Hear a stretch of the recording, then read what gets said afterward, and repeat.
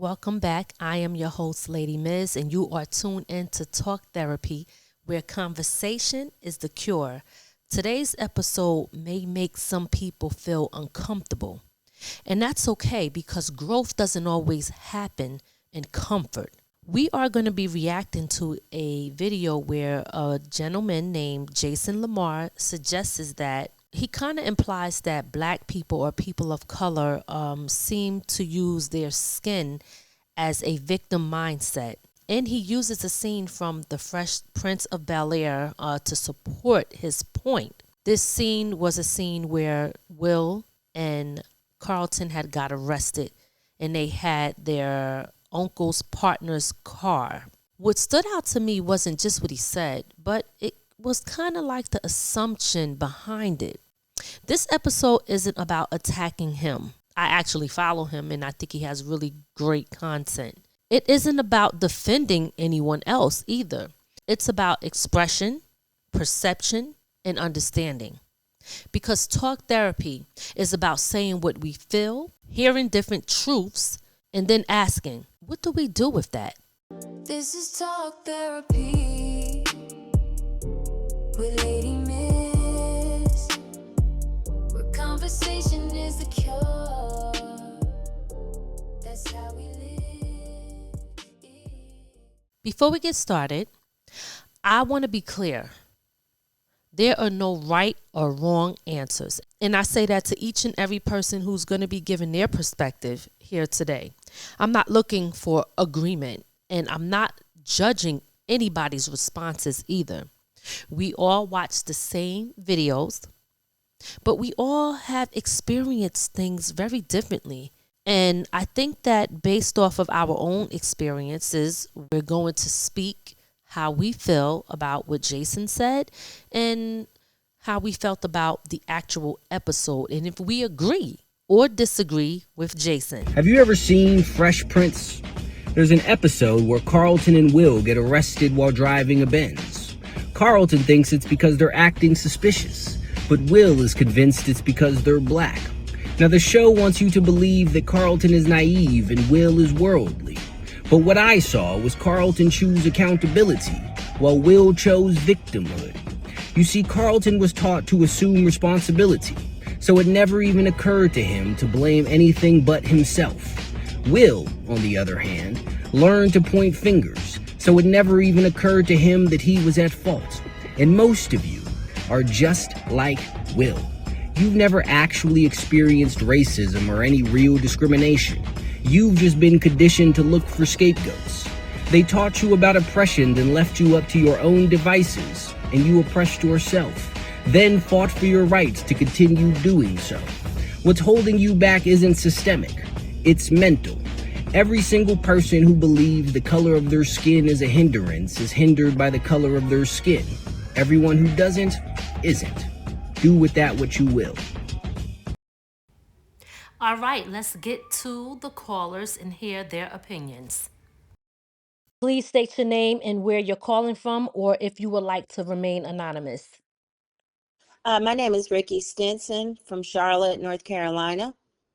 Okay, well, thanks a lot, Ricky, for coming on and sharing your thoughts with us. I know that you watched the video of Jason Lamar, who's giving his opinion on how he believes that most people think, and when he's referencing back to the episode of Will Smith and Carlton when they got pulled over. Based off of what you saw as far as Jason Lamar's response to that situation, do you agree or disagree with what he said and why? Thank you, Lady Miss, for having me. So, listening to those videos, I wrote down 1, 2, 3, 4, 5 things. So I'll try to go through those each quickly. Okay. The first thing I noticed was Will projecting what would happen when they were pulled over. Now, this was after he had stuck his head out the ceiling. They were stopping and going because of the brakes. There was a lot going on that could cause some suspicion. But once they were pulled over, Will projected a lot.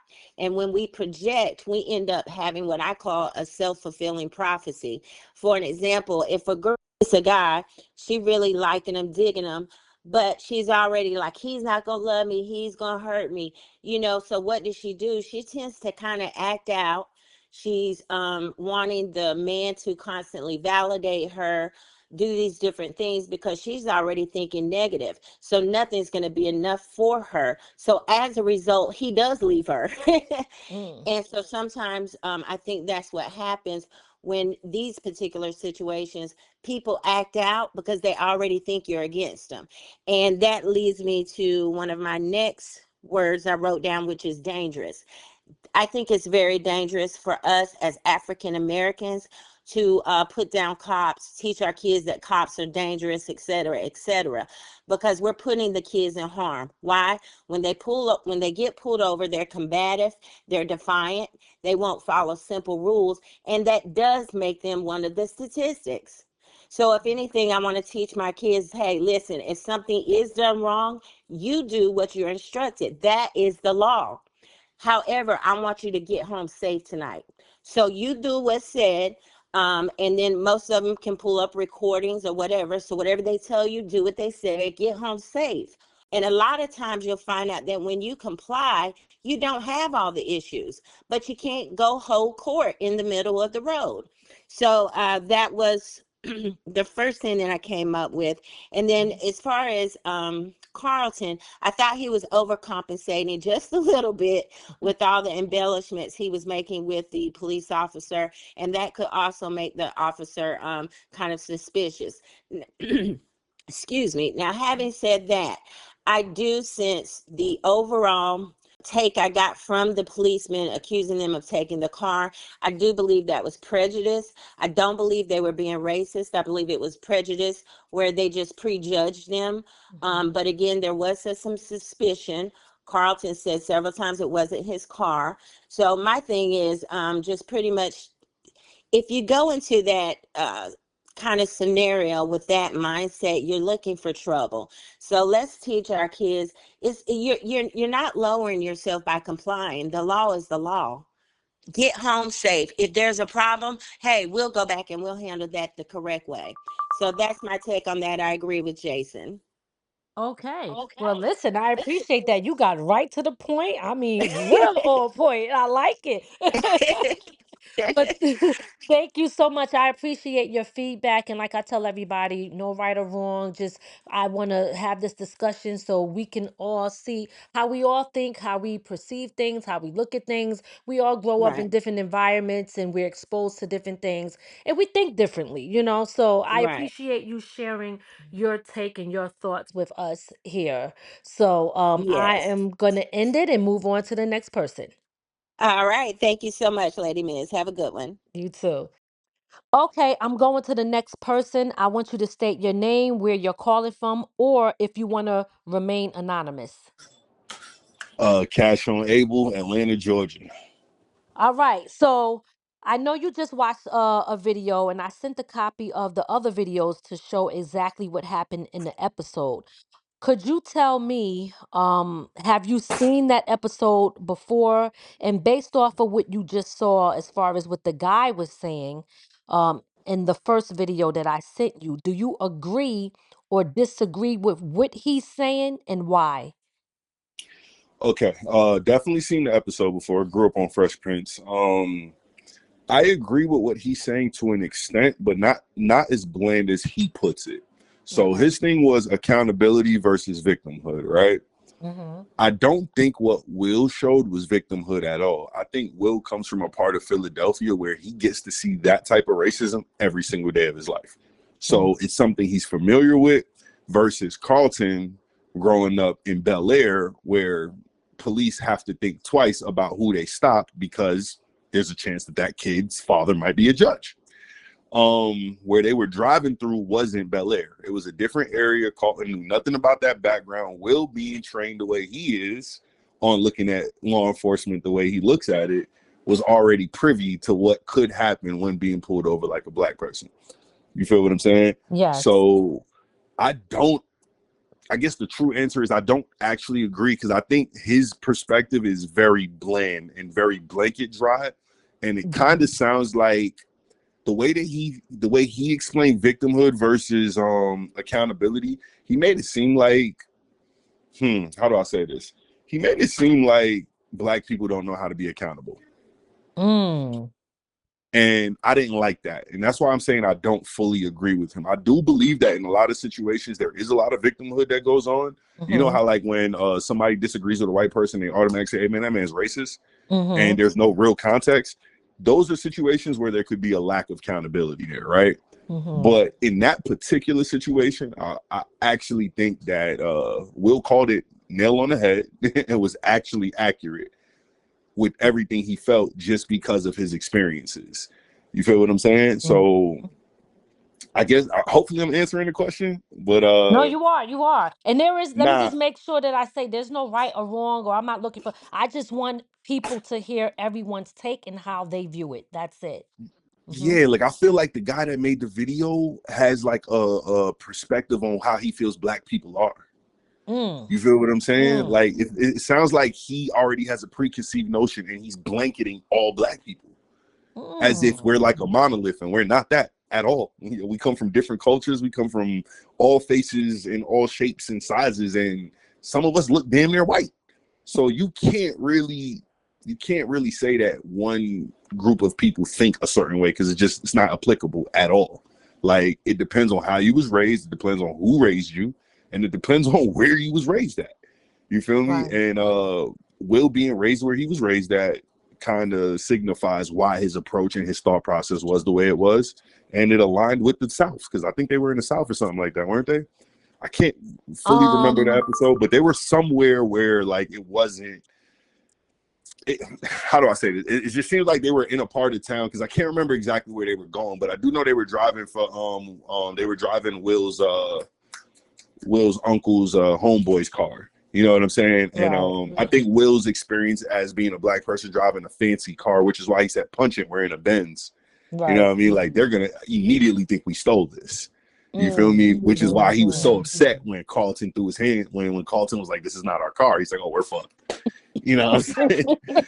So that's my opinion. My opinion is, to answer the question, I think bro's wrong on his perspective, and it's such a blanket, dry statement that he's Mm-hmm. gonna offend way more people than get an educated conversation going. He's gonna Mm. offend people because it's just Mm. so blanket dry. Accountability versus victimhood is crazy in a scenario where, Carlton is smiling and offering his hand. The guy doesn't even shake his hand. So how Mm. could that be victimhood? That Right. can't be his victimhood. Like, the guy was aggressive. You know what I mean? He didn't call their parents, and he didn't ask them if they wanted a lawyer. So he broke the law. You know Mm. what I mean? So there's no victimhood there. That's to me, that's just it is what it is. Okay. All right. Thanks so much for sharing your feedback on that and your take on how you view it. Um and you made some very, very good points and pointing out a lot of stuff, and I like your feedback. I'm gonna just leave it like that because I know everybody has their own take on it, and I'll Yeah. most likely give mine at the end. Thank you for asking the question. Thank you for having me on the show. No problem. Thank you. Okay, I am going to the next person now. Please state your name and where you're calling from, or if you prefer to remain anonymous. This is Erica Monique Williams, also known as E Double, calling from Jersey on the check-in. All right, what's up, E Double? How you doing? Good, glad to be here with you. Yes, I'm glad to have you come on and, speak your piece and say your opinion about this matter. So, just so everyone is aware, as I'm sure you guys already know at this point, that there's three videos that I had everybody watch. One of them was a gentleman by the name of Jason Lamar, who gave his viewpoint on the Fresh Prince of Bel-Air TV show with Will Smith and Carlton getting pulled over. Now, he made some statements, and I played that video earlier. And based off of what you saw, Erica, do you Hmm. agree or disagree with what Jason Lamar said based off of the episode, and why? Yes.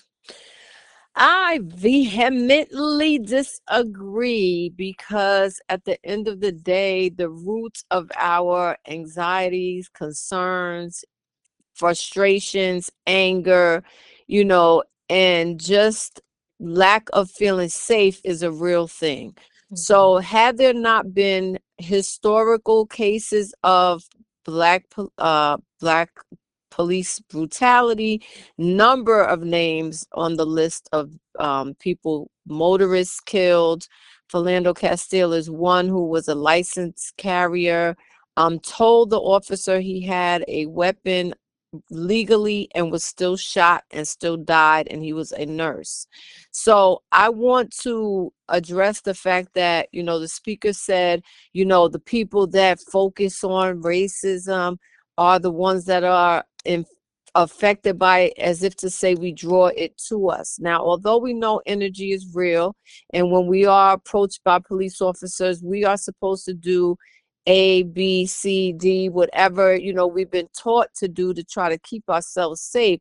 The issue wouldn't even have to be that if there weren't already years of this conflict. So I feel like we don't live our life worrying about racism, looking for it to happen to us. We're not welcoming of it. It happens. It hasn't happened to all of us, and those who it has not happened to really should not speak for everyone. If it hasn't happened to you, good for you. There is profiling that happens. There was the issue over stop and search, frisk, stop and frisk. Unfortunately, it is a lot of to do with where we are. Geographically in our society, there are areas that are more mixed, that affluent areas. But we've even heard judges who have been mistaken for criminals just because they are in an area where the police feel they don't belong. Tons of stories. So I just say we cannot minimize until it is accepted that things need to change, that police officers and now ICE need to have sensitivity. We're not treated equal. We haven't been treated equal. And until we are, we cannot brush it off and overlook it. Some people make the wrong move. Some people are disrespectful to officers. That still does not cause you to end up being shot or even arrested if you're in a volatile situation. So I just want to say that, racism is real. Unfortunately, it has happened, and we need to deal with it and stop trying to sweep it under the rug. We're never going to find a solution if we do not accept, acknowledge, and come up with the plans on how everyone can deal with it, because it affects the police, and it affects the citizens. Mhm. And I'm signing off before I run overtime over overtime. You could check me No, out you're on, good. thank you, at the E Double Talk Show on Gems Radio, GEMS radio.net, Thursdays at 7 p.m. Follow me on IG at E Boogie Productions. And it's always a pleasure working with you, Lady Miz. Always. Listen, always a pleasure here too, and thank you so much for giving us your take and your opinion on the situation, and just your feedback on it. Like I tell everybody, there's no right or wrong answer. We all see things the way we see it, and we might agree Yes. with a lot of stuff, and we might even disagree with some things. But at the end of the day, we all still have a common goal in mind for And the that's to people in come general. together. Yes, Yes, and that's absolutely. why I always like working with you, because you always bring the topics. We always have these deep, provocative conversations that are important. So, as long as we keep doing our job, bringing information, listening to everybody, we'll get somewhere.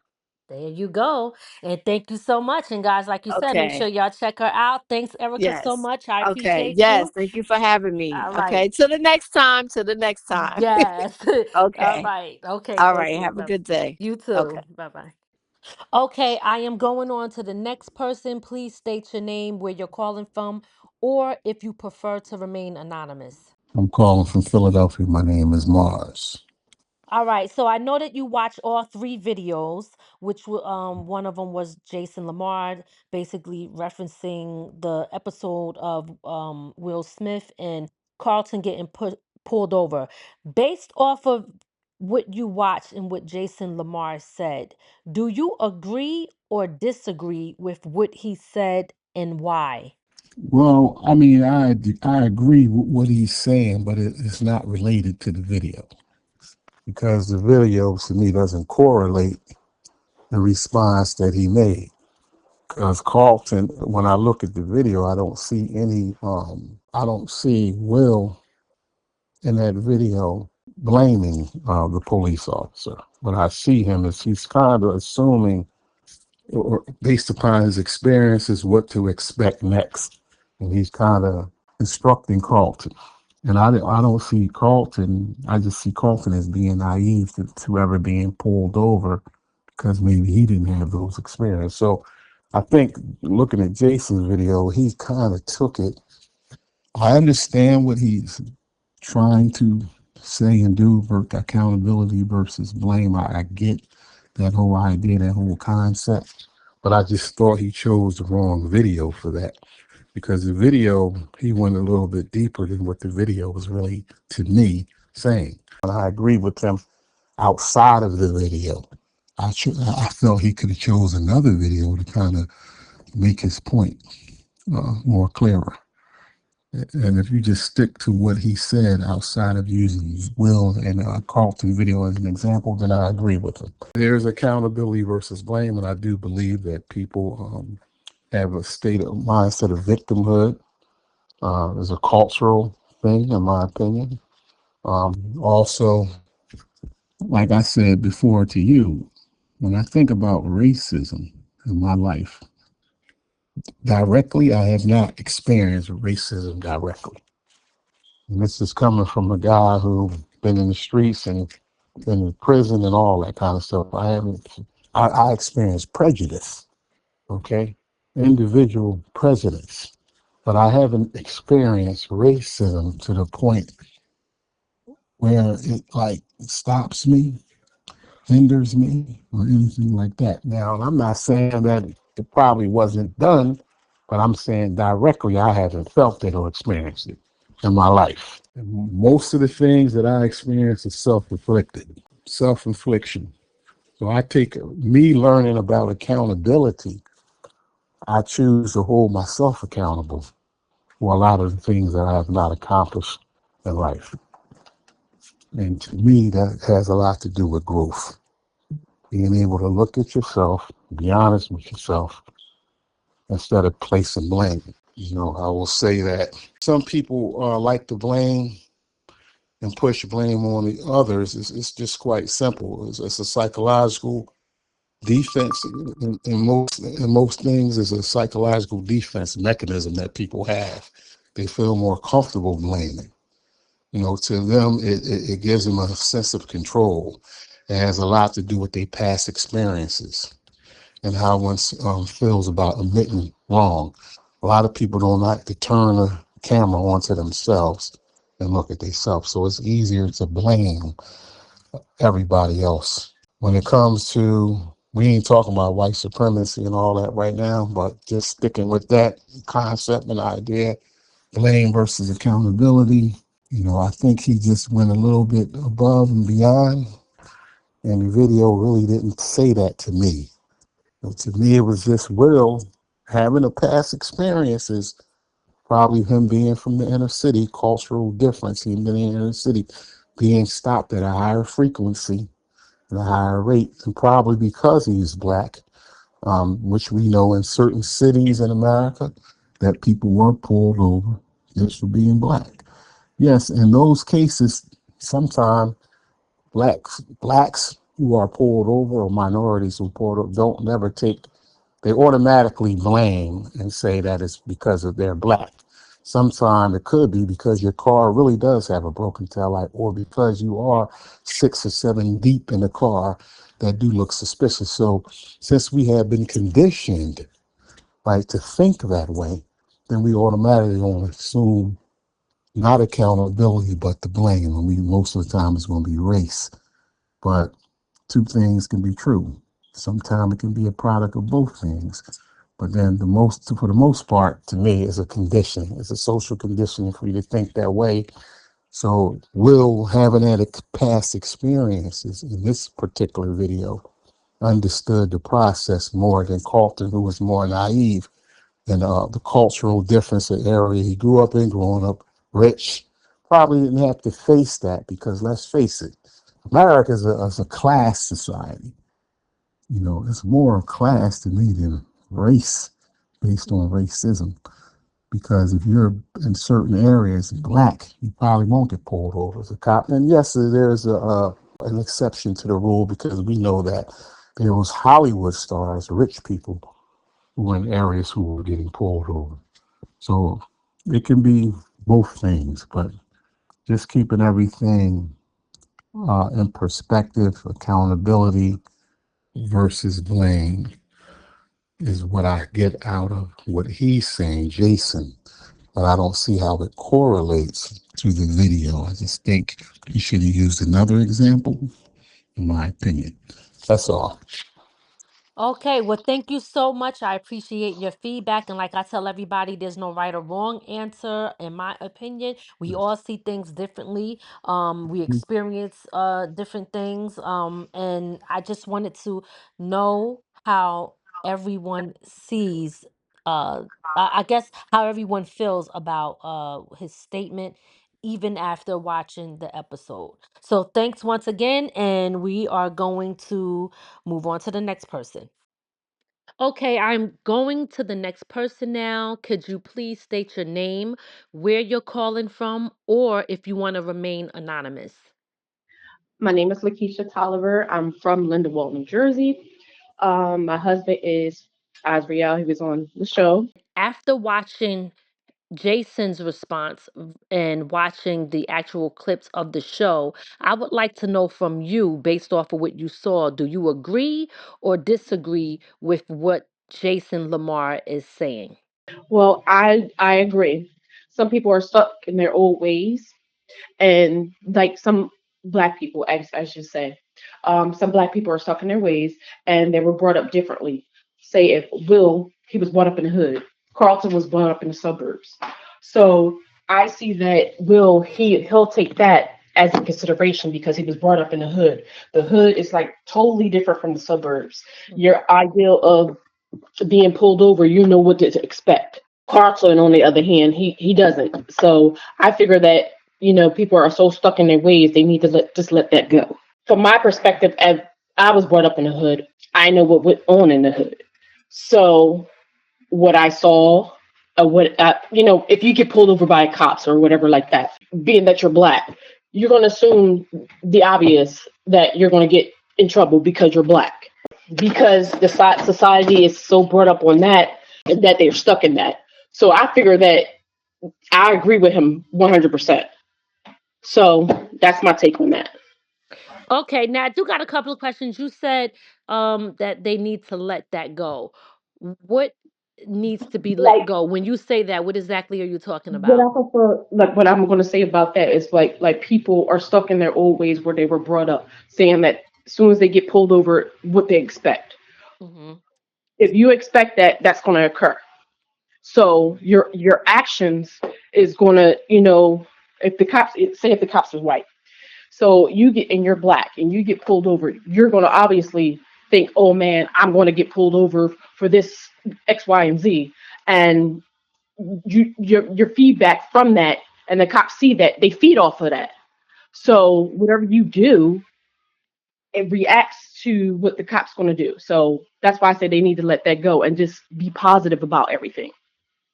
Okay, that's an interesting take. Okay, well, thank you so so very much. I You're appreciate you. welcome. Yes, You're appreciate you welcome. sharing your thoughts with us. Yeah, so just stick around to hear more. I sure will, and I'll be watching. All right, thank you. Okay, everybody that is listening right now, I just want to pause for a quick moment and say if you are enjoying this conversation and appreciate respectful, honest dialogue like we are having here right now, please make sure that you guys subscribe. Look for that subscribe button right now and press subscribe so that you can continue to come back here and support what we do, and we can continue to give you the content that you like. Also, make sure you hit the like button, and please, if you have any feedback and you're watching this, please comment in the comment section. I appreciate all the feedback, but I prefer it here and not in my inbox. Please comment here in the comment section. I appreciate each and every last one of you. Make sure you share this with somebody who you know needs to hear it. Share this with somebody who you know will enjoy it. Okay, let's get back to it. All right, I'm going to head over to the next person now. Please state your name, where you're calling from, or if you prefer to remain anonymous. My name is Ray, calling from Middletown.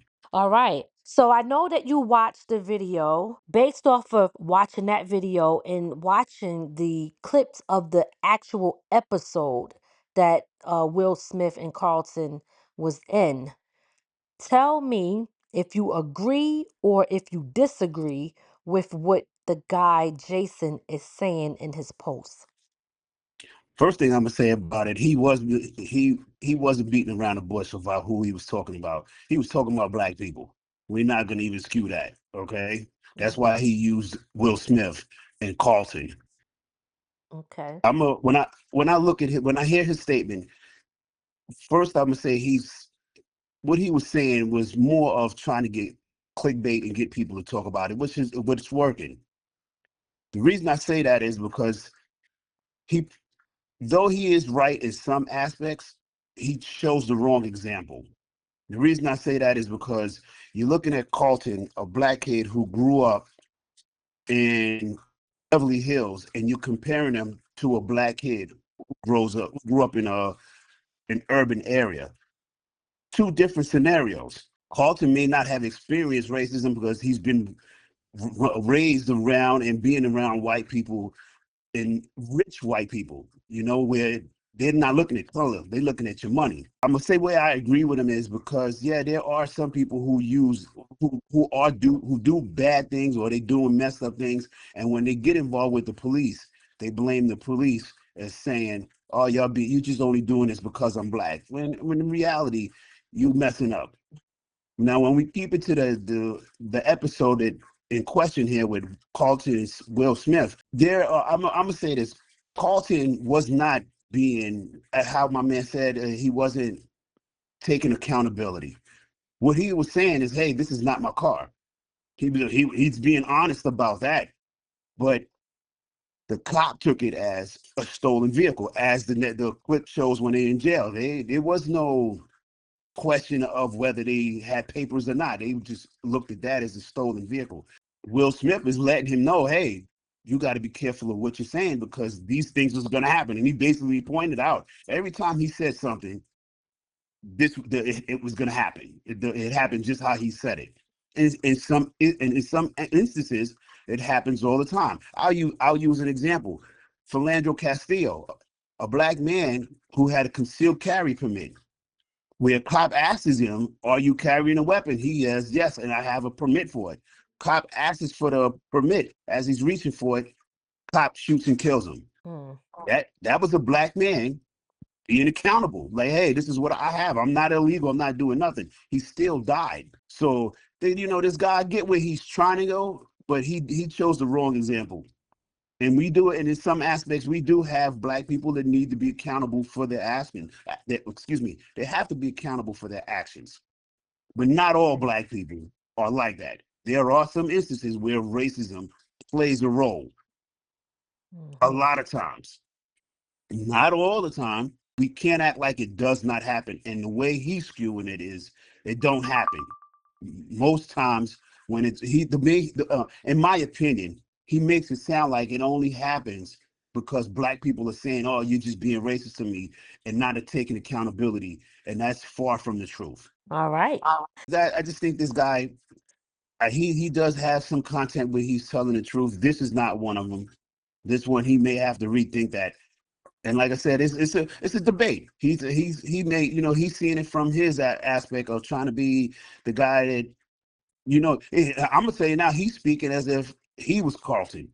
The way I look, like he's never experienced it, so he could look at it and see it from that aspect because he may have never experienced racism. All right. Well, listen, I appreciate your feedback. Definitely I understand exactly where you're coming from. And like I tell everybody, I'm going to give my take either in the beginning or the end of everything. But definitely appreciate your feedback, and I thank you so much for sharing your thoughts with me here on Talk Therapy. Okay, I am going to the next person. Please state your name and where you're calling from, or if you prefer to remain anonymous. I Smiles, New York.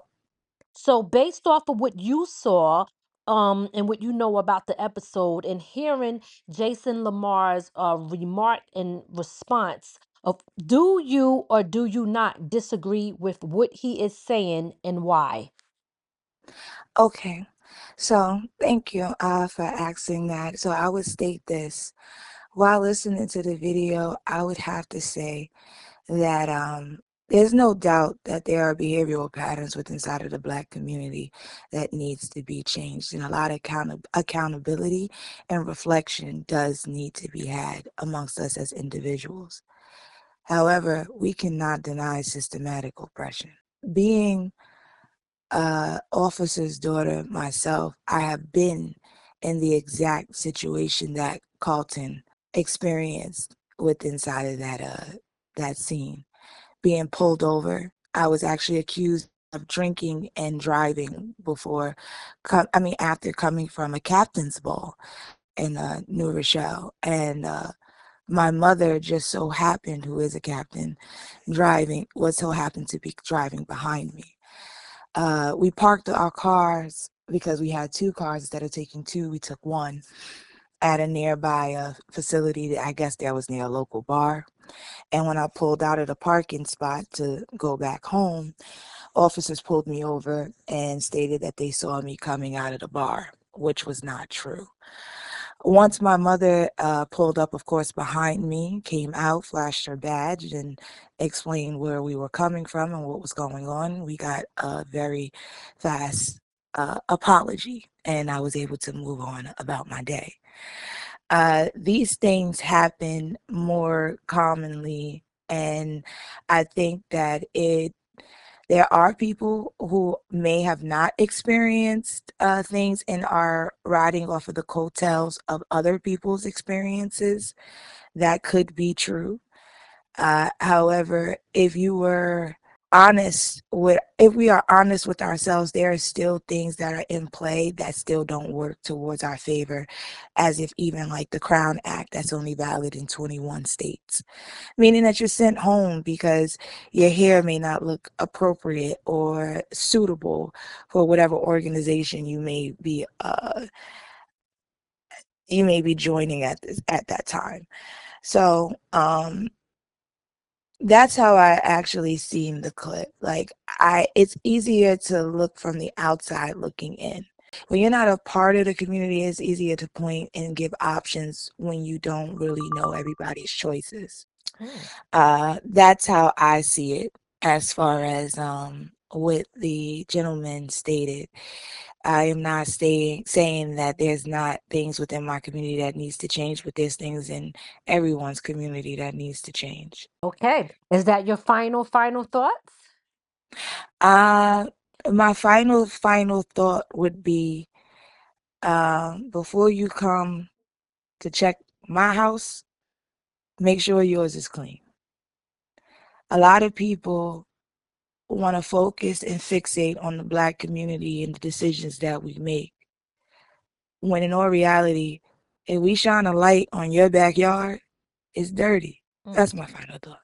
Okay. Well, listen, I appreciate so much, and you giving your take and your opinion and how you see things. And like I tell everyone, um, in my opinion, there is no right or wrong answer. That's not what this is about. It's really just about to see how we look at things, how we perceive it, our experiences that we may have, and how we just look at things as a whole. I do appreciate you, giving your take on this situation. Definitely looking forward to doing a roundtable talk with a few other people, including yourself, if you're interested, to continue conversations like this. So, again, thank you so much. I appreciate you.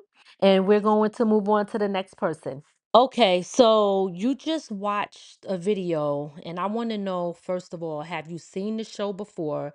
And based off of what you saw, do you agree or disagree with what he's saying and why?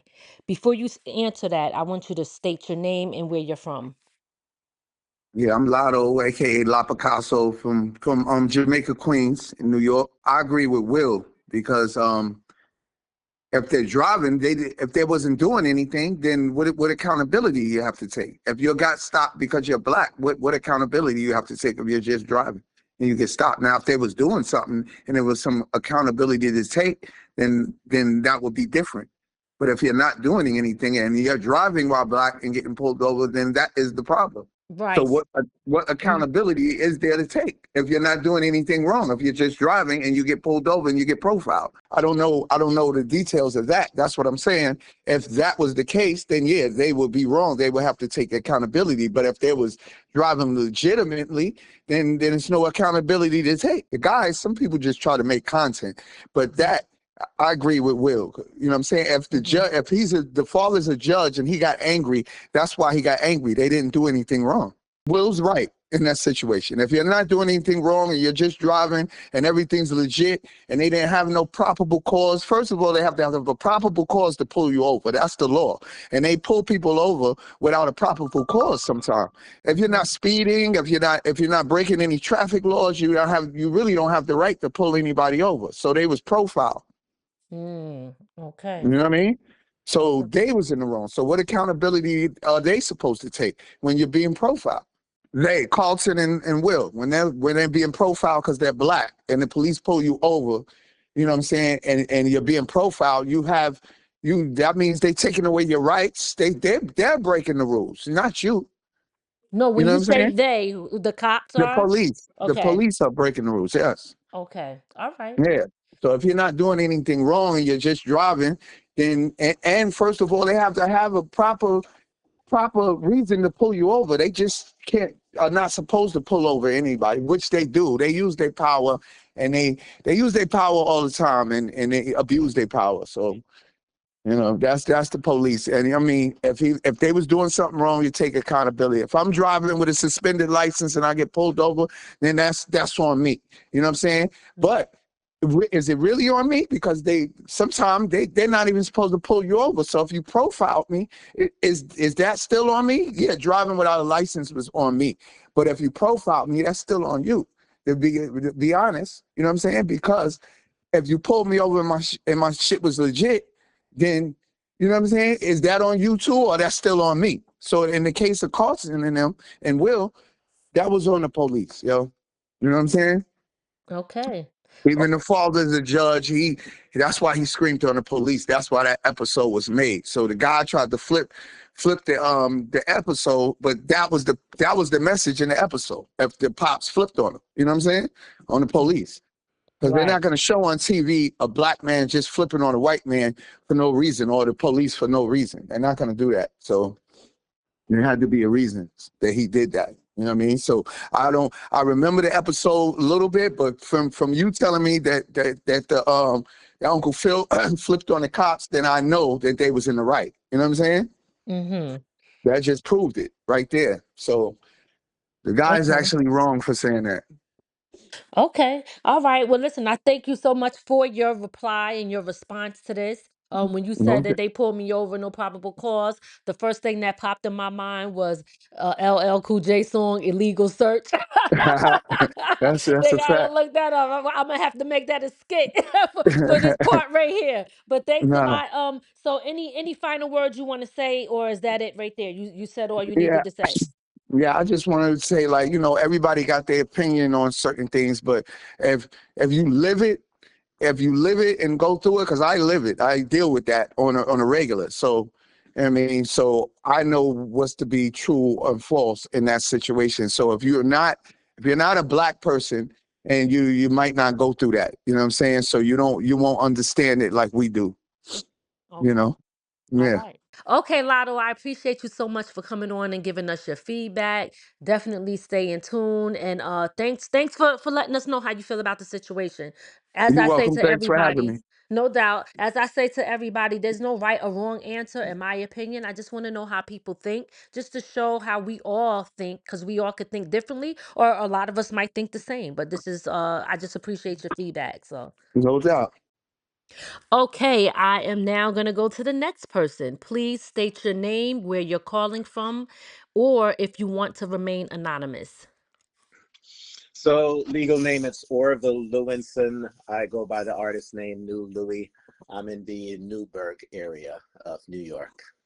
Okay, well, New Louis, got a question for you. I know that you watched the videos of Jason Lamar giving his take on how he felt that people thought. Then he used the show The Fresh Prince of Bel-Air with Will and Carlton reaction to how they were responding to a certain situation. Based off of what you saw, do you agree or disagree with what he said, and why? Well, overall, I agree, but yet there's still some disagreements. What we call Black people do think alike, but to his point of view, the reason why is what leads to why we think alike. And that's where the lengthy discussion really comes into play. Because from my perspective, there are really two main reasons, which the example of Carlton and Will, the Fresh Prince of Bel-Air show kind of reveals those two examples and what Jason Lamar was referring to. So the overall answer kind of comes to the same conclusion of what he's saying, even from a different perspective, which is really a beautiful thing. So for me, for example, if you look at reason number one as to why we generally think alike, our environment, our conditioning, our programming plays a major role in how we think. And our programming throughout the years is different from the programming from those who are classified as white.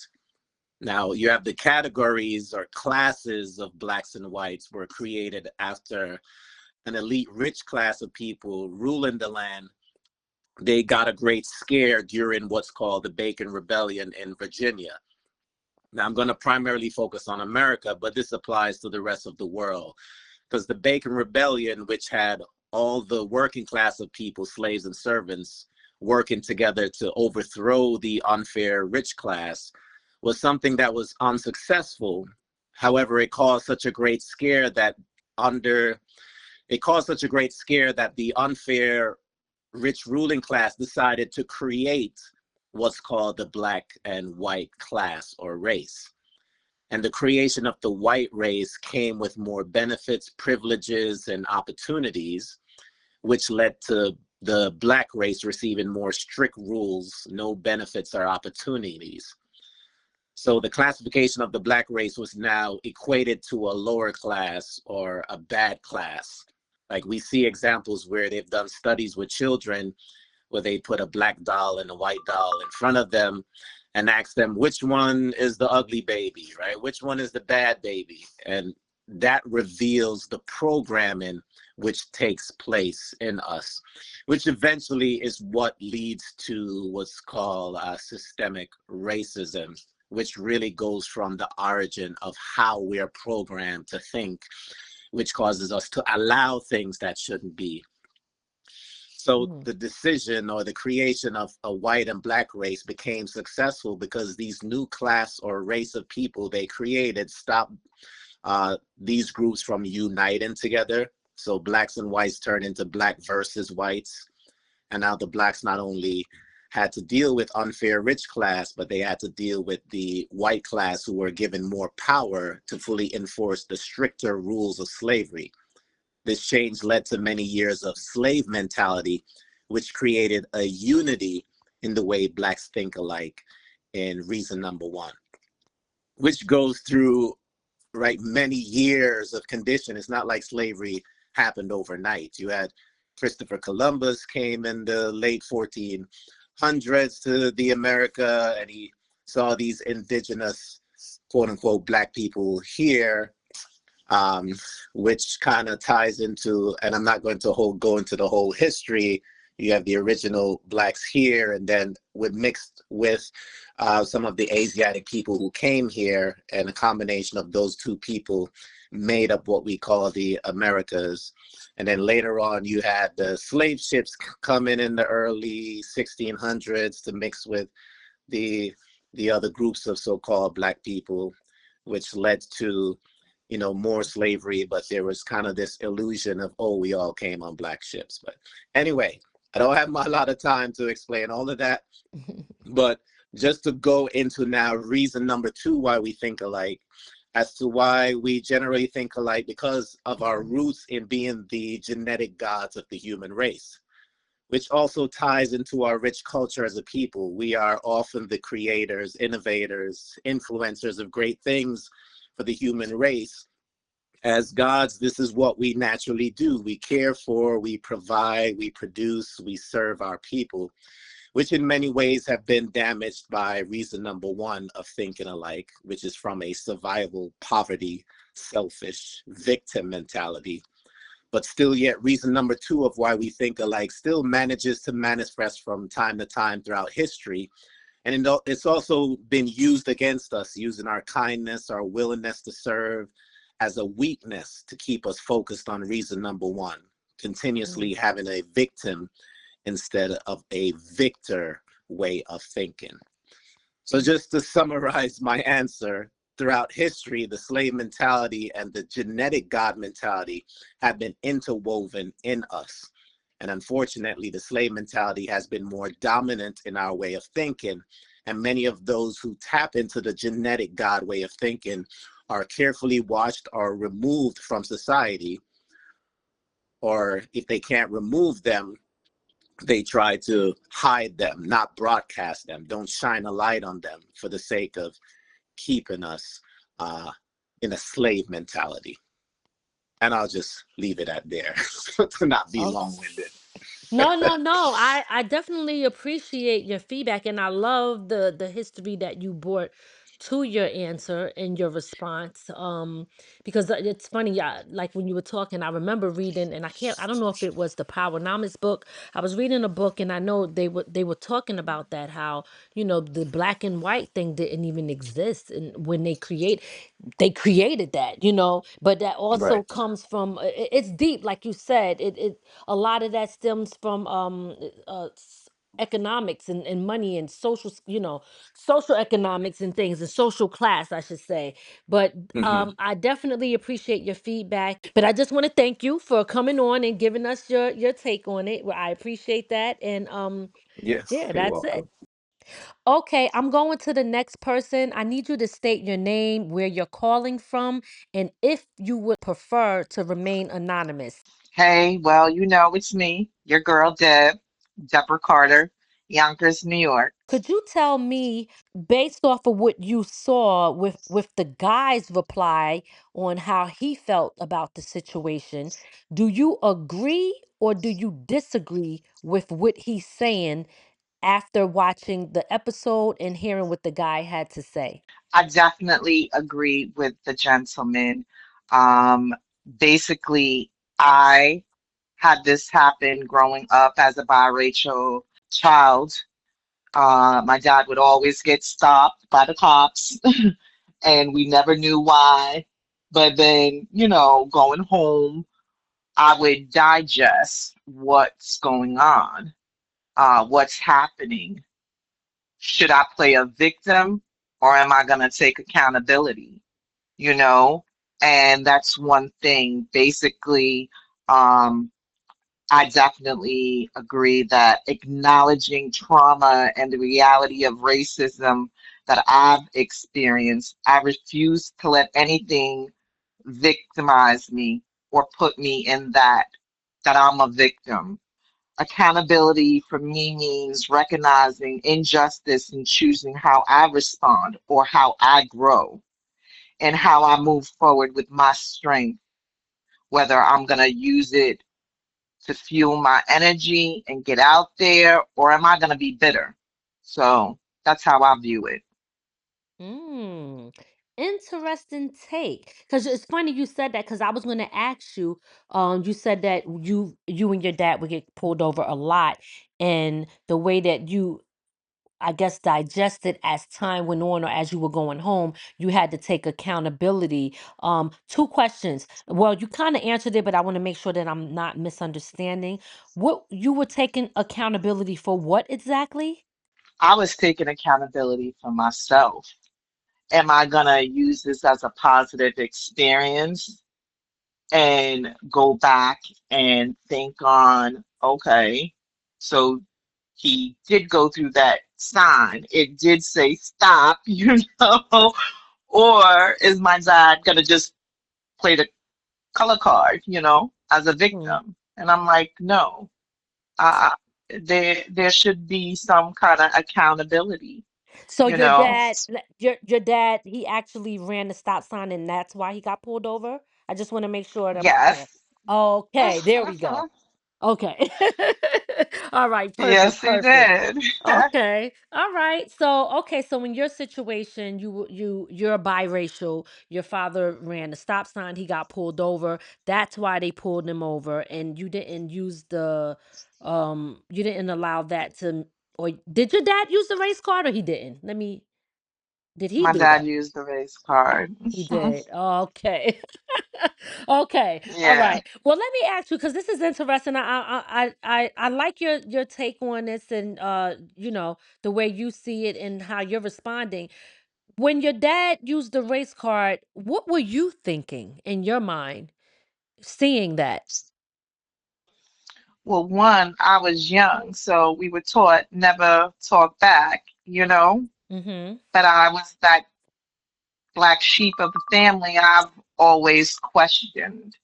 So I would question him like, you didn't stop. You didn't yield. You went through it. I had to, Mm, pay the consequences, but you can't victimize yourself in mm, life. That's how I see things. right. You got to at some point take accountability, and that's Mm-hmm. okay. I'm taking accountability for my actions. Okay. All right. Well, I definitely appreciate your feedback on that after watching that video.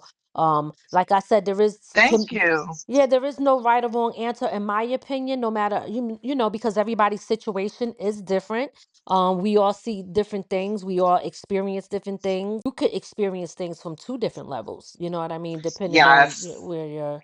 always have, Yes. always will. Someone Mm. won't see it my way, and they're like, "Oh, you playing the black card today, or you playing the white card today?" I'm like, "Really?" That's interesting. Okay. All But right. I appreciate you. Thank you, Yes, I sis. appreciate you Yeah. too. Thank you so much for your feedback, Deborah. And All right. yeah, I'll talk to you soon. Okay, we are moving on to the next person. Please state your name, where you're calling from, and tell me your take on Jason Lamar's response to the episode of Will Smith and Carlton getting pulled over. Yes, my name is Vern Lars, the beat merchant. And to answer your question, I've seen this post and reel by Jason Lamar a couple of days ago, and I totally disagree with what he's saying. Number one, if you look at the Fresh Prince of Bel-Air, especially the part that he's talking about,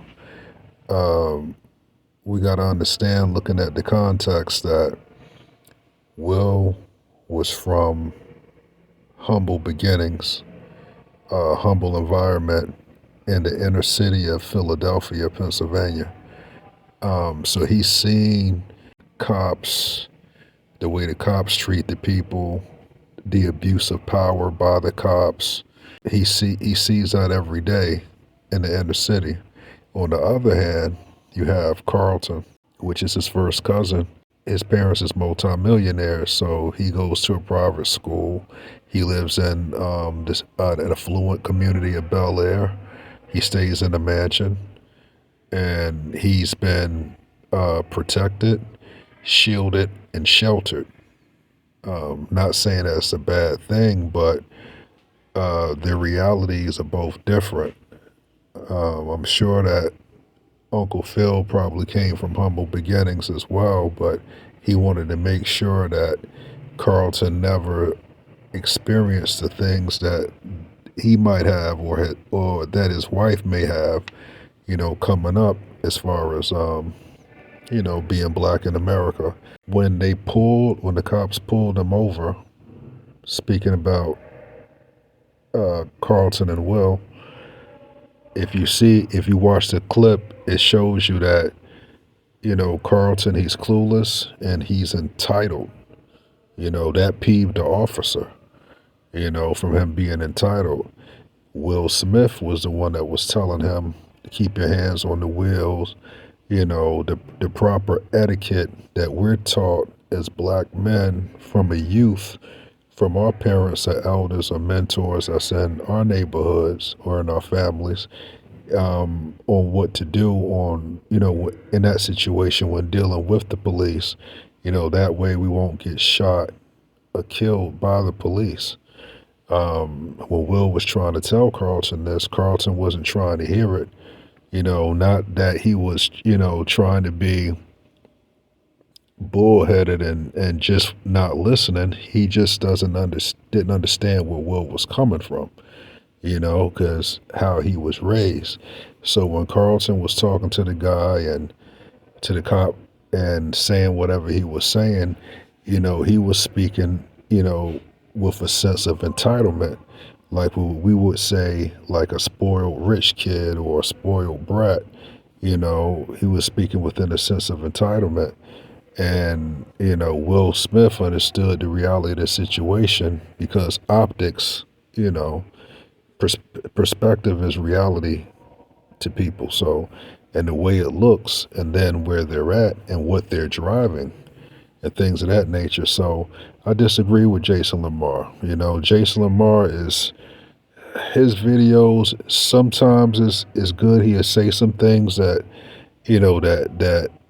that hits the target, and then sometimes it makes me feel like he just making videos just to post content, just to say something. But I disagree with him, totally disagree with him. Nobody used the black card. Will didn't use the black card, and Carlton was not accountable. Carlton was clueless, and Carlton was acting entitled. So I totally disagree with what Jason Lamar was saying in his post or reel, using that scene in that Fresh Prince of Bel-Air for some type of reference. He was totally wrong.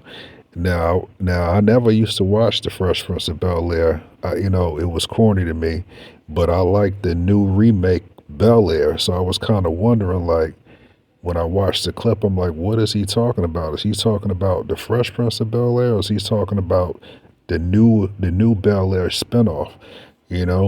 But whatever he was saying, he's totally wrong in that, and I can't rock with what Jason Lamar is talking about on that. So I totally disagree with him. Thank you for the opportunity. Vern Lars, the Beat Merchant, out. Okay, so I'm going to the next person. Please state your name and where you're calling from, or if you want to remain anonymous. Yes, hey y'all, how y'all doing? I'm Wavy and I'm calling from Jamaica, New York.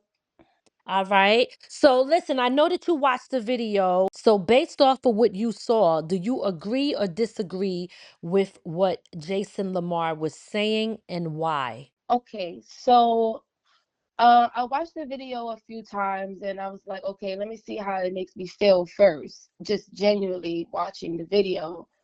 And I would know how I would give my response. So I actually see both point of views. I see Will point of view and I see Carlton point of view. Now, the point of view who I don't see is the guy who's actually speaking. Because when you actually think about it, I feel like Carlton and Will is one of the same. just in different ways. They just bring in the same thing out just in a different way, different characters. And the reason why I say that is because from just based off of his response, he's saying that Will was basically putting the blame and didn't want to take accountability because of his skin color, because he was black. And basically Carlton is programmed to basically take accountability and basically put the blame on himself. Now, if you was to ask yourself a question, okay, why is Will saying, okay, it's because of my skin, it's because I'm black?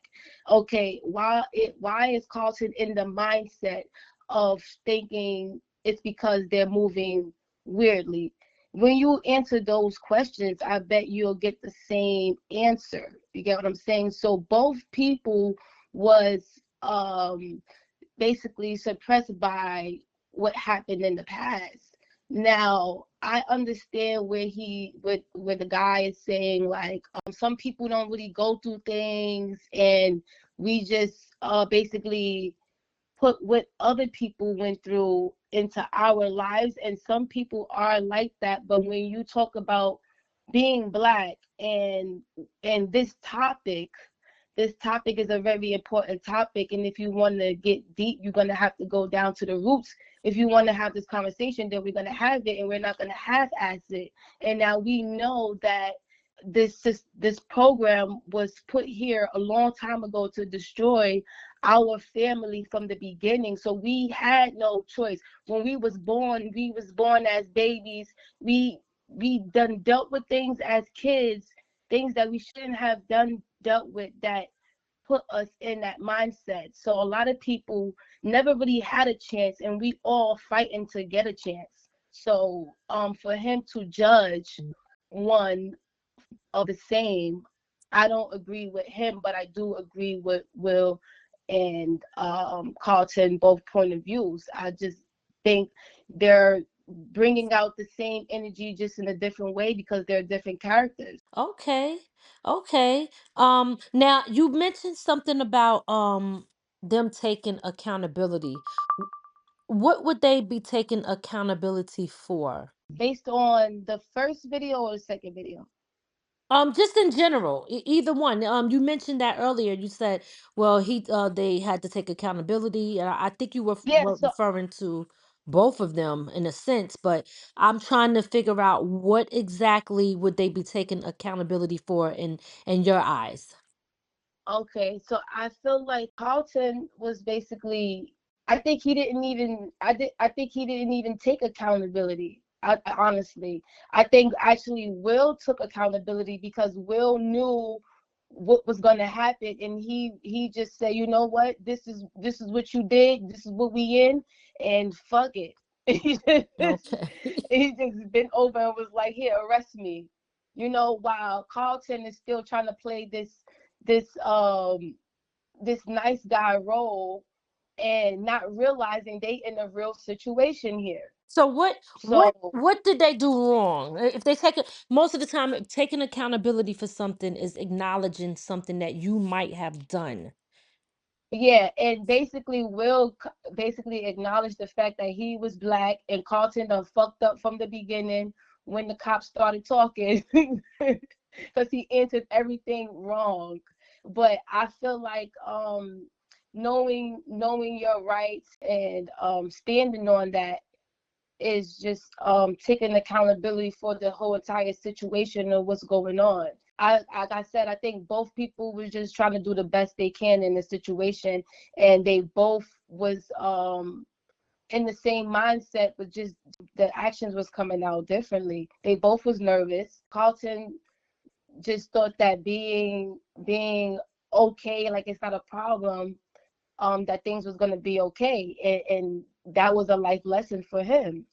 While Will already knew, like, this is history and it's going to repeat itself. So if it don't repeat itself, cool, but we have to be mindful. Like, and this is why I say they both was in the same mindset, because they're like, okay, what's the best thing we could do to get out of this situation? Okay. Carlton is like, all right, stay cool, act calm, be regular, you know. And Will was like, you know, don't fight that. Just give in because we're in, you know, I can't even really stand up for my rights right here. My rights don't even matter, you know. So Mm. this is why I say I understand both people point of views. I just don't understand that other guy point of view just to judge one from the other when they're the same, I believe. Okay. So is that your final thoughts there? Yes. Okay, great. Well, listen, I appreciate it. I think you made a very interesting take. Thank you so much for participating. Yes, and thank you for having me. I appreciate it anytime. All right. So I'm going to the next person now. I need you to state your name and where you're calling from, and if you prefer to remain anonymous. I do not prefer to remain anonymous. My name is Jag Jamal, and I'm calling from Poughkeepsie, New York, city of Poughkeepsie. All right. So I know I sent you a video of Jason Lamar and two other videos to show what was happening with Will and Carlton in the Fresh Prince show. So what I would like to know is based off of what you've seen, do you agree or disagree and explain why? Well, I agree and disagree, and that's because it depends on where you live. It depends on where you're from. It depends on what you've seen and what kind of knowledge you have. So, um, in some places, the police are very racist. There are black police officers, there are white police officers, there are Spanish, Mexican, whatever, male, female, all different nationalities and different genders. The history of the police, as it's been told, is that back in the day the police were used to hunt down slaves, things like that, and some members of the police force were in the KKK, things of that nature, and did abuse their authority and did have a history. Well, the police do have a history of mistreating black people, even hosing us down in the street during the civil rights movement. So whether we experience it or not, it does not change the history, because that's what we're supposed to learn, is the history. If not, then don't go to school, right? But the history speaks for itself. Now, there are some very good police officers. Once upon a time, I was a military police officer. I did my job honorably. I was not prejudiced in anything that I did, and I was very reasonable. And at the end of some of my own personal situations, I just say, by the end of it, people was thanking me. So there are some good police officers, but the history shows that police have been racist in this country. So I can only speak on this country alone. You look at the lives that have been lost, people that are being killed by the police. When they're doing nothing, they're unarmed, they have no weapon. You got Sean Bell, there's 50 shots being fired at Sean Bell on his wedding day. You got uh Amadou Diallo, who, they fired 40 shots at him. He was unarmed, he was pulling out his wallet. I even know of a situation where there was a car on the run. They were running from the police, they fired over 100 shots. And it's like, what was your goal? Which the goal is clear, like with all those bullets, like they're trying to just tear you to pieces. Mm. And then me being a veteran, we're taught that if we're using a weapon, we're taught one shot, one kill. So if I'm firing the weapon, I'm not going crazy firing, all these different rounds, and then there's multiple people just emptying magazines, at one target. So one person to one target is one thing, but when you have multiple people emptying their magazine at one person that's not even armed, that's extremely alarming. And so when you look at the clips, that's what Will Smith is operating on. He's operating off of his own knowledge, and Carlton is operating off of his own knowledge. So they're both correct. There are some good cops and there are some bad cops. And unfortunately, the history has shown us that through racism being a program that has been promoted through the media and the news, so-called black people or so-called African American people have been a target. And that's only a fact. So that's not an opinion. And now my own experience, I've been pulled over by the police. I have done different things. I'll get into it. I'll speak the real. And I've been pulled over speeding. I had a cop pull me over and ran up on me. Had his gun in my face, and I could have died that night. He ran up on me with his gun out, and I stepped around him and shoulder bumped him and knocked him to the ground. I knocked him to the ground. I immediately got on the ground. He could have opened fire on me. And I had a hunting knife on me. I'm a veteran. I got away with that. I was not mistreated by that officer after what had transpired. I've been pulled over other times for different things, and it did not seem to me like my race was the issue. Like, these officers were abusing their authority, and I'm talking about in the city of Poughkeepsie, in the Hudson Valley, and New York City. I've been pulled over for different reasons, and I have not come in contact with that kind of treatment. So based off of my own experience, I could lean more towards Carlton, but based on the history of what was normal in this country, I would lean more towards Will. I say Will was right. And how the traffic stop went is how a lot of traffic stops have gone, but then we see a lot of loss of life. And you look at Rakia Boyd, that with that situation, there was a group of people and somebody pulled out a cell phone or something like that, and the cop fired into a group of people and shot her in the head, and then nobody was armed. Mm. You know, you look at was it Mike Gardner, Big Mike, that was the whole I Can't Breathe, where he was selling cigarettes. I could take anything else in the world and buy it and disassemble it. I could take a car and take the door off and sell the door. I could take the seats out, sell the seats, take the engine out, sell the engine.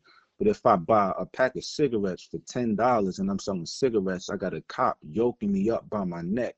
And now, or he had this police officer on him, and now he's dead. And then what's the other one? Who they had the knee on his neck. And they said to him, "Can I use profanity?" Yes, yes. You're free to say whatever you want. He said to him, "Fuck your life, fuck your breath," and that was all recorded. And I was a white officer. Unfortunately, that fed directly into the whole racial profiling situation, because we don't see that happening to white people. Eric We have Gardner, right? You're talking about Eric Gardner? Eric Gardner Okay. with Hmm. the I Can't Breathe. I forgot what I said his name was. I said Mike Gardner, Eric Gardner. The guy Mike, he was running from the police and they fired rounds into his back. He wasn't escaping from killing somebody. He did not just commit a murder or a real serious felony, anything like that. But he was running from the police and they shot him in his back and killed him. You had the other guy, Akai Gurley, who, in his 20s, he was just leaving the apartment and the police went in the staircase in Brooklyn and shot him in the chest and killed him because they was scared. Everybody talking about how they fear for their life, but your job is to give your life in order to protect the Constitution or to protect and defend the people of the community. So that's your job. You ain't got no business being scared. And when I say that, yeah, you're gonna have fear, but that's not why you put the uniform on to go outside and be afraid. So Mm. I think I summed it all up. I would lean more towards Will because of the history of the police. But Mm. my own personal interactions have not been anything like that. But the history don't lie. Yeah, thank you so much. I appreciate it, and looking forward to doing your full interview Right. You in, already in know. person. Okay, guys, so I'm going to move on to the next person. Please state your name and where you're calling from, or if you prefer to remain anonymous. Nah, Jordan Archer Jr., aka DOA from Queens, New York. Okay, so I know you watched the video of Jason Lamar, who is referencing the TV show of Carlton and Will Smith getting pulled over. He made some statements on that video, which I already played. And based off of what you saw, I would like to know if you agree or disagree with the guy Jason Lamar's statement and what he's saying and why. Well, I disagree with the fact of him saying most of people think the way he. I mean, that's his own perspective, but that's why I disagree with him. As far as what I watched with Will Smith and Fresh Prince of Bel-Air, Carlton and Fresh Prince are from two different worlds, and everything that if you watch the episode is self-explanatory because everything that Will predicted happened. He said we're gonna get. He said gonna get asked to get out the car. We're gonna get arrested because one they were black, two they were black, three they were black, and that's just the way it is. I mean, it's self-explanatory. Um, but I don't agree with him making a statement about how what most people may think because there are a lot of people like Carlton, but Carlton's from a whole other world, so Mm-hmm. he never really experienced that. You know, with his, different two different worlds. So, but he learned that day. He learned that he was a nigga that night. So, Mm. you know Okay. what I'm saying? He definitely became a nigga after that when he was locked up. And Vivian, I love I missed the old mother. She was definitely a nigga. She was ready to throw hands. So everything was self-explanatory. Mhm. The father was Carlton's father, and Will Smith's uncle was a lawyer. He was pissed off because they was accused of stealing the vehicle. Why would they be accused of stealing the vehicle? All the Mhm. paperwork was right. So it was Right. self-explanatory. That's why I was kind of confused on about his statement. So that's about it. I'm a grit eating dark down south black looking nigga, so I know how it feels to get pulled over. Thank you so much for your feedback, and I'm gonna go on to the next person. Please state your name and where you are from. How you doing? John Harlow from Detroit. All right, John Paul. So check this out. You just watched the video, and based off of what you saw, do you agree or disagree with what he's saying and why? I used to watch the show a lot. I can't particularly recall that particular episode, but just watching the clip, I'm kind of like in the middle because I don't know why they were stopped. I don't know if they was stopped because they was driving and looking good or if they committed a violation. If they committed a violation, you wrong for that. Don't blame it on I'm black, this and that. But if you just pull me over because I'm looking good and I'm driving down the road, I ain't committed a violation. I'll say you pulled me over because I'm black. And it Okay. also said that Will probably hadn't been through some things, but to a person that's been through some things, if you pull me over and I haven't committed a violation, yeah, you probably racial profiling me. But if I'm speeding and I get a ticket, I can't say, well, he just did that because I'm black. I don't agree with that. If it's for no reason at all, then it could be racial profiling, and I say that because it's been done to me before. Okay. If I'm speeding, I can't say, "Oh, this happened because I'm black." Or if I Mhm. blow the stop sign, you can't say, "Oh, this happened because I'm black." But if I'm just riding down the street looking good, and I don't happen to be in the hood, and I happen to be in the burbs, and you just pulling me over for no reason, yeah, I say that's because you profile. And also, they said Carlton said he thought it was because they was being suspicious. If you're a young black man in today's times, you know you can't act suspicious. That'll get you shot too. They popping them on the news all the time. So I'm not gonna act suspicious on purpose. I can't. You can't afford to. Because Mhm. they'll say you reaching or whatever. So Right. that's the way Okay. I feel about it. Okay. Yeah, that's what I think about it. I don't want to be bandwagon and just say, we know we know racism still exists. It ain't bad as it was, but it still exists. It can be that, but it ain't that all the time. If you do something, sometimes you do got to take accountability. So, if you were speeding or you blow the stop sign, that's what you did. But if I'm just looking good and you're pulling me over for no reason, that's crazy. Thank you for sharing with us your take on how you see it. We I appreciate. All right. Peace. appreciate you. Okay, I am going to the next person now. Please state your name and where you're calling from, or if you would like to remain anonymous. Yeah, I'm Mike Williams, and I'm from Middletown, New York. Okay, so what's up, Mike? I know that you watched the video of Jason Lamar giving his take on the Fresh Prince of Bel-Air episode with Will and Carlton, and based off of what Jason Lamar said, um, do you agree or disagree with his statement and why? I do believe that he is speaking in a place where you could take either way, right? Mm-hmm. So I'm going to say overall that I agree. When you look at how he said, okay, Carlton was taking accountability for what had transpired. He did take accountability in the fact that, okay, this happened to us, but he also believed in trusting the system through his experience.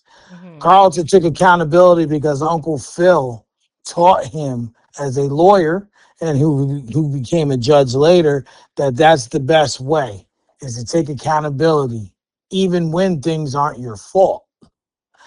But the thing about it is Carlton, what he doesn't realize is he was brought up in that Bel Air rich lifestyle. So he was protected in a sense from all the things that other inner city people, not just blacks, because there's other races that are in those cities as well, Mm-hmm. predominantly blacks, but those inner city youths and younger people dealt with. Whereas Will was raised in a way where, you're taught the police aren't good, the police are bad, the police are out to get you, and may have experienced things that happened to him as a youth, not only as a man, but a young African American that could definitely make him feel to a way where blacks aren't taking that accountability, that they do feel like there's a target because I've been profiled. I'm sure you've been profiled. And it comes down to how you were raised and what your situation were. So to me, his comments on what he said wasn't one versus the other. It was which side do you choose? And being that it was an open statement, I believe that I can agree with the statement based off that assessment that I just gave. Okay, so I do have one question because I hear a lot of people when they do respond to this, they say he took accountability. It could have been some people say Will, some people say Carlton. Based off of the episode and Jason Lamar's take on it, what exactly are they taking accountability for in that moment of what happened? When you say accountability, what are they actually taking accountability for? To me, in this situation, I believe Carlton's taking accountability for being black, for being in the wrong place at the wrong time. He had no reason to, or to believe that he did anything wrong. And even though he didn't have that reason to believe he did anything wrong, he took the accountability for being in the wrong place at the wrong time.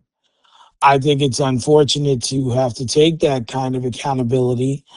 And the reason I also believe he takes that accountability is because we've seen plenty of videos of what happens to primarily black men and police officers. And black women aren't safe either, mind you. So it's kind of take accountability and keep my life, or don't take accountability and potentially lose my life. Very, very interesting. Okay, okay. So is that your final take on the situation as far as your feedback? Yes, it is. Okay. Well, thank you so very much. I appreciate you taking the time to share with us your thoughts on this situation. And like I tell everybody, there is no right or wrong answer. Thank you so much. Appreciate you for having me on. No doubt, no doubt. Appreciate you. Okay, I am talking to the next person. Please state your name and where you're calling from, or if you want to remain anonymous. Oh, I'm Eddie OJ. I'm in North Carolina. Based off of what you saw from the actual show and Jason Lamar's take, do you agree or disagree with what Jason Lamar is stating? Nah, I don't agree with what he was saying, and the reason being, he was saying Carlton was cool or something like that, and that wasn't the case because Will Smith, in his takes, he was telling them everything that was going to happen before it happened because Will Smith in the show, he's a guy who comes from the hood. So he understands like more of dealing with how officers look at black people. He understands. Carlton is a guy. He's uppity bougie. He thinks everything is all good. Like, oh, it's just the cops. Oh, he's more like a goofy type, privileged. He lives more of a privileged white person's life because his people are rich. Will is in the same family, but he didn't grow up with them in Bel-Air. So Will comes from a neighborhood where we deal with cops on that level on a daily basis. You know what I'm saying? So totally different responses and totally different atmospheres of two different levels of living. We deal with cops in the hood, and Carlton he lives in Bel-Air and he drives, he's from Bel-Air. So he's lived a privileged life where the cops don't pull you over and snatch you out the car because they know you're rich because you wouldn't even be in Bel-Air. You know what I'm saying? But us guys in the hood, I got pulled over for no reason. I've been told to get out my car for no reason just because of being a black dude. You know what I'm saying? So, and then Will was telling him everything. If you say this, he's gonna tell you to get out the car. Oh man, stop it, Will! Like he liked the goofy white guy attitude, and Will was telling him everything that was gonna happen. Just like Will said, keep your hands on the steering wheel. We know those things in the hood because we get like, nigga, why you moving your hands, nigga? And we get that. They don't do that in Bel-Air to people. If they do, it's once in a blue moon that they would do something like that, and then they pay ramifications for doing that. Ain't no ramifications from where we come from in the hood. We get treated like that on a regular basis, so really, I understand both sides of the coin, but Carlton is the privileged goofy guy, and Will Smith is the street dude that's knowledgeable on how to deal with situations like that. So I definitely don't agree with what my man, whatever his name is, that was talking.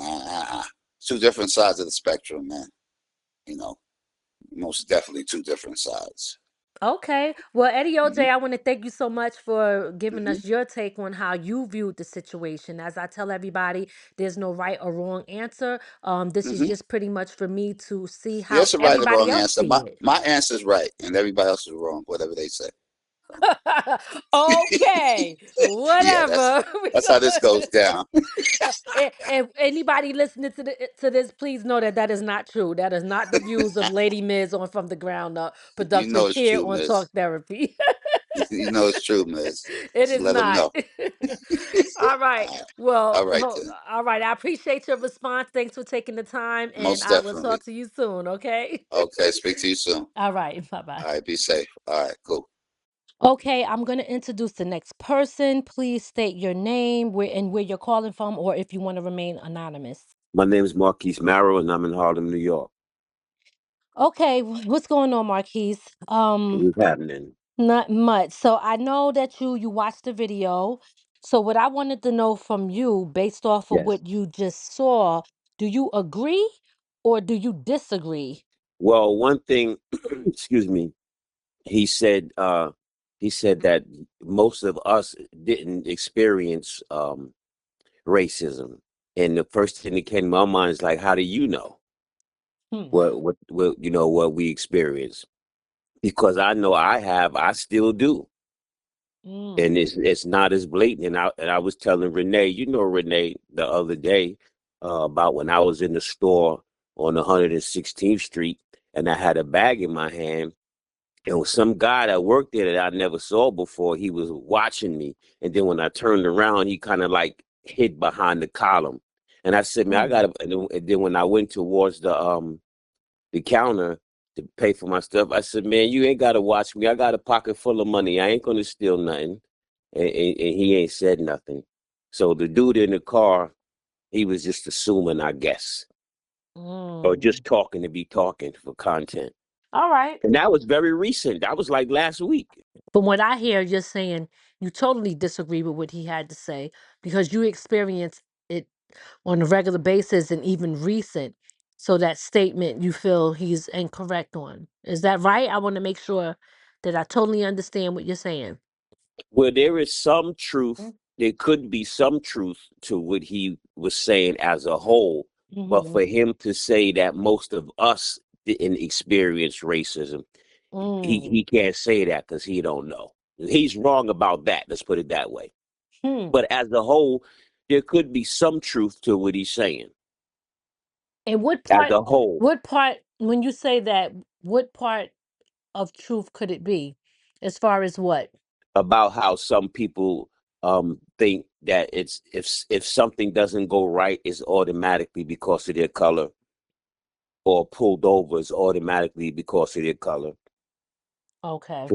for whatever it is. And again, it could be some truth to it in certain situations. So I That's think, it in a nutshell. yes, absolutely. Right to the point. I appreciate it. So thank you for giving us your take on it. All Um, right. And thank you for asking. no problem. Okay, I'm going to the next person. Please state your name, where you're calling from, or if you prefer to remain anonymous. I'm Poppy Fortune. I really be all over, so I can't say my location. Okay. All right, that's cool. So I know that you just watched the video of the guy speaking on the Carlton situation and Will Smith. And I also know that I sent the other clips of what actually happened in the episode. Could you tell me, based off of what you saw, do you agree or disagree with what the guy is saying in the video? And if so, why? Why do you agree or disagree? Uh, on the surface, without the two other videos, what happened in the show, I definitely agree and disagree. On one hand, everything you do is a consequence of your action. Whether you do something good or do something bad, everything you do is a consequence of your actions and your thoughts. Now, that doesn't absolve people of the bogus stuff they do. So, boom, I'm lost. I done spun this block 3 times. Yeah, cop's probably gonna pull me over. Would a cop pull a white man over in this situation? Good chance he won't. But when you add the rest of it of, well, they got arrested. He wouldn't have had a white man arrested like that. He wouldn't have had an issue with a white man extending his hand to shake his hand. The way that we carried it different. Myself have suffered police brutality, lost some friends to it, and I can tell you just from my situation, there was some white people with me. Now one of them got touched. Mm. So I look at that situation where you feel me, and what happened to me, I gotta say, even though I didn't do anything overtly wrong, what happened to me was a consequence of my actions because over the month before that, I built up some issues with the police because they would commit actions that would violate my civil rights. Like you pulled me over while I'm walking, talking about my license suspended.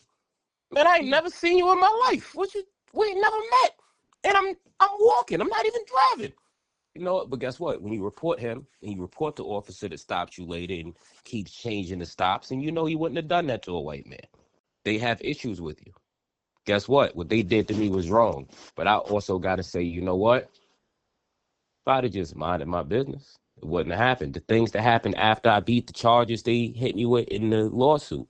Guess what? If I'd have listened to my lawyer and natural instinct and said, bro, I just got threatened in court and in front of my lawyer by a uniformed cop outside of court. Everything else that happened in the time after that, when I said file the civil suit and I stayed in town, wouldn't have happened if I'd have listened to that man and left town. So I didn't commit an overtly wrong action. But at the same time, that don't happen. The stuff that happened after that don't happen if I listen to my lawyer. Mm. When it comes to their Okay. situation, I 100% agree with Uncle Phil because, like, a big issue with the black community is we don't know our rights. So with them, it was they got forced into a confession, which don't let no guilty plea make you think somebody did it. Like, quiet is kept. I have a guilty plea on my record for something that in any other state would have been self-defense, and in New York, I may have been able to get a self-defense on. But the best option was to plead out and have it Hmm. become something that's swept under the rug. Okay. People plead guilty to crimes all the time in the state of New York. If you get into a fight with somebody, they could start the fight. If you're not backed into a corner with no way to escape, that's assault. Bro, you gonna fight this case knowing I might be able to get a self-defense because he swung first, but if I lose, I'm doing XYZ time for assault, and that's on my record. or you gonna take that plea deal that's gonna keep it off your record? You gonna say, all right, nah, I did it. Did you really do it though? We don't know our rights. So I take it to weed is legal now. Before they legalized weed a couple years ago, weed was decriminalized in New York from 1971 until they legalized it. Decriminalized means it's a ticket. $125, $250, $375. Fourth time they book you, it's another $375 ticket. Or you can choose to go and sit down in jail instead of paying a fine. But what happens when you got caught in the city with weed? If you black, you gonna sit on Rikers. You don't get to pay a fine. You get jail time fix you. And guess what happens when you're on Rikers? You're gonna do something back there that's gonna allow them to give you more time. Especially again in a state where you can't defend yourself. So if it pops off back there and you got to defend yourself, boy, you in New York, bro, you could have ran. You could have yelled for the CO. Another charge. So while he does have a point, we can't let people sweep away the actual racism. And if I'm not mistaken, it was black and white. I hate to be like this, but it don't even look black like that. We got to stop letting not black people talk about black events, bro. Even with the ICE situation. Look, I don't want to give an opinion either way on it. People to people, things are terrible. But why do we have a Puerto Rican Black Panther that y'all talking about leaving us? What? If you don't tell Henrique to move on, come on now. We got to close our gate. We letting anybody walk in and walk on the stage. Y'all tweaking. He ain't even look black. And then you fast forward, they pull out videos. Homie was blood last year.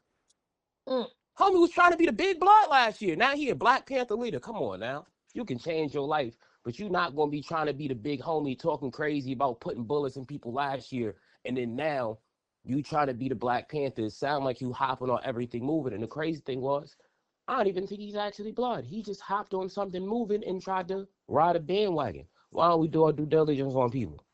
Why every time there's a black movement, ended up being some people who bogus is when you do our due diligence. Now what happened to donations? They brought houses. Y'all ain't looking at these people. Y'all ain't see who ran this movement and say, dang, I don't see brother on there. I'm gonna be honest with you, bro. If you see a black organization and you do not see a black man and a black woman in leadership, both, they need to move around, bro. If you only got one and not the other, you probably not really for black people. You for whatever alternative end goal you have. And on top of that, nothing against the people for the LGBT community. If they don't have a straight black man and a straight black woman in their leadership team, bro, they probably not really for black people. They're for whatever their subset of black people is, whatever group that they want to support. I let everybody in, bro. This is why it's like that. And then you got this guy spinning people up and black people in the comments. Yeah, we got to stop calling everything racism. Bro, you experience racism all the time on the low. Don't even realize it. Give us an example of what you mean by that, and then we're gonna. I've been in upper management with jobs, bro. The stuff that white people will laugh about when they think that you cool is crazy. Even past the type of stuff they laugh about, it's like this. Racism starts small. Racism doesn't have to be overt like big government. All right, you get into a management position. You look up. I've been guilty of doing this before. Get into a management position, and then I'm promoting people. And I look up and I realize everybody I promoted is black. Oh, wow, I'm committing a racist action. So you as a black person has probably been overlooked for a job or for a promotion because a person is another race and they more comfortable with the people from their race. Not because they don't like you, but because me and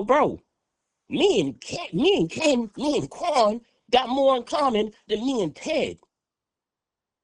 Me and Ted ain't got nothing in common. Me and Ted don't talk past high and by and a quick ha-ha.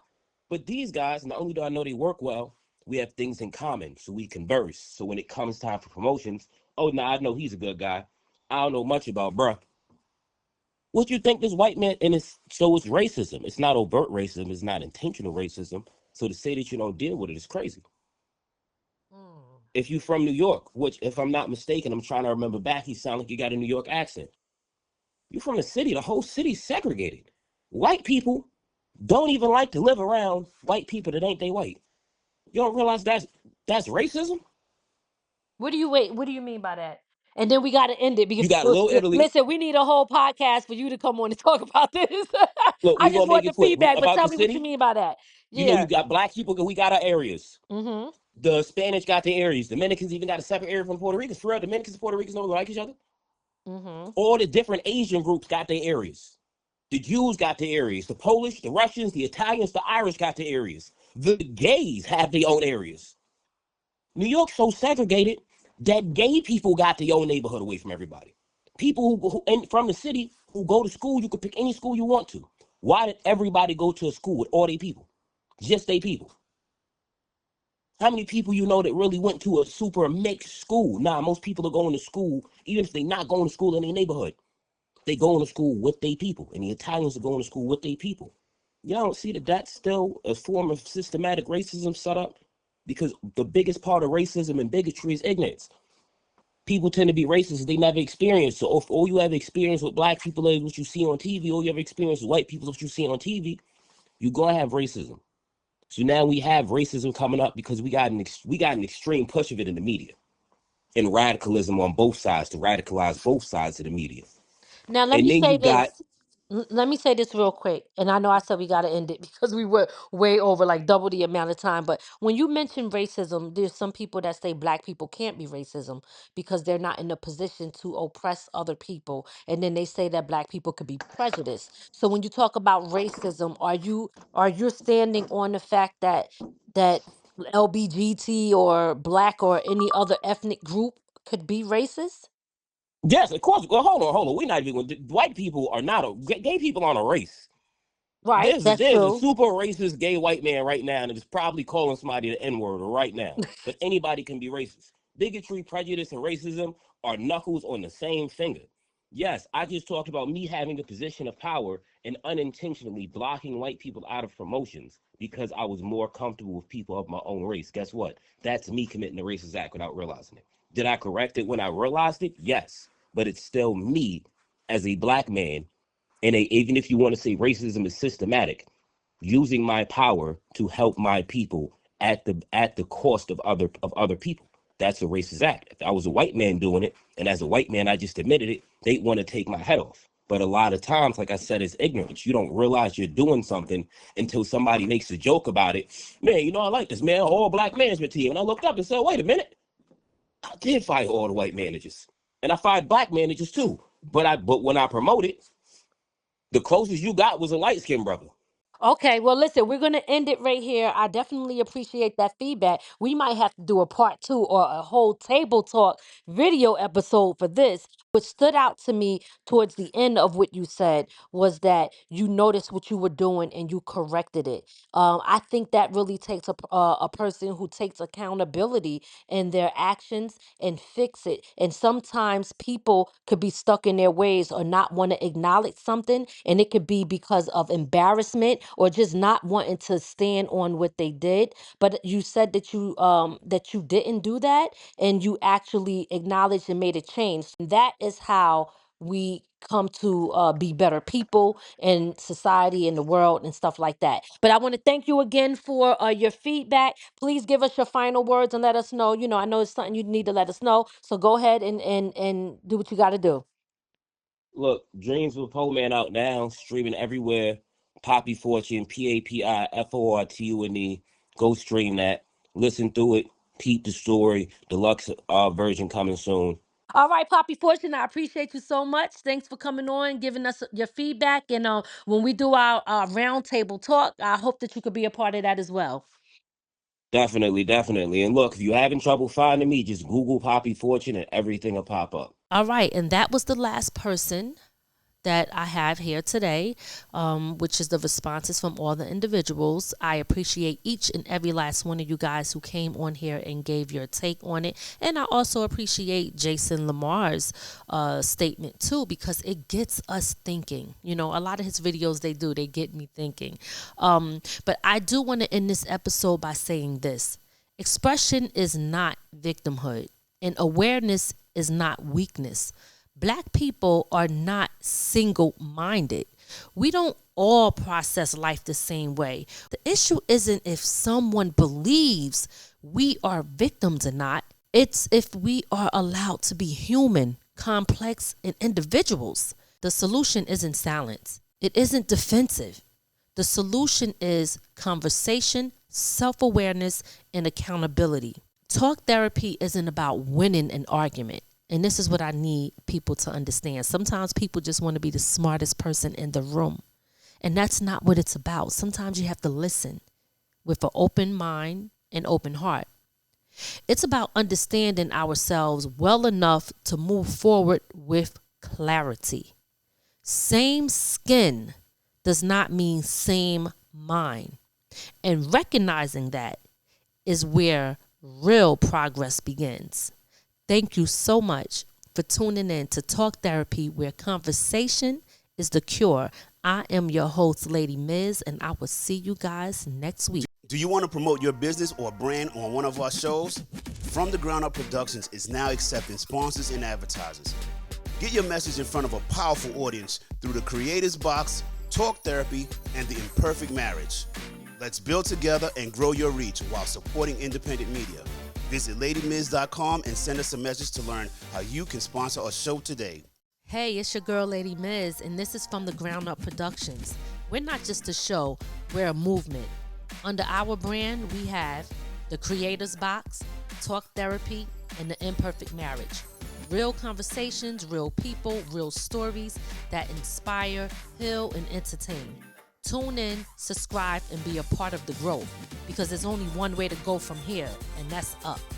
Visit www.ladymiz.com to watch, listen, or contact us today if you want to get involved.